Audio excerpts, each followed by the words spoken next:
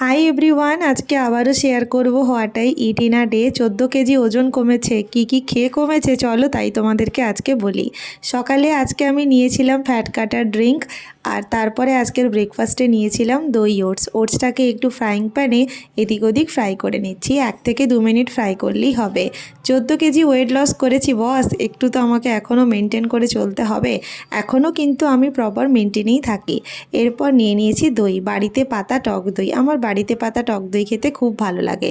তোমরা যদি কি করে জানতে চাও দই পাতাতে হয় তাহলে আমায় কমেন্ট করতে পারো। আর তার সাথে অ্যাড করে দিয়েছিলাম 1 চামচ প্রোটিন পাউডারের গুঁড়ো। ব্যাস, ভালো করে মিক্স করে আজকের ব্রেকফাস্টটা চলো কমপ্লিট করি। 11টার দিকে খেয়েছিলাম ফল, আজকে খেয়েছিলাম বেশ সুন্দর সুন্দর আঙুর। তোমরা হয়তো দেখতেই পাবে আমি সব কিছুই খাচ্ছি, কিন্তু পরিমাণটা একদম কমিয়ে নিয়েছি। এটাই হচ্ছে ওয়েট লস করার একমাত্র মন্ত্র। আজকের লাঞ্চেও নিয়েছি ভাত। আমি এখন ইদানিং ভাতই খাই, কিন্তু পরিমাণটা একদমই কম। আর ছিল 1 পিস মাছের তেল ঝাল সর্ষে পোস্ত কাঁচা লঙ্কা আর টমেটো দিয়ে। জাস্ট 1 পিস মাছই কিন্তু আমি নিয়েছি। এই যে বললাম কোয়ান্টিটি কমিয়ে দিতে হবে।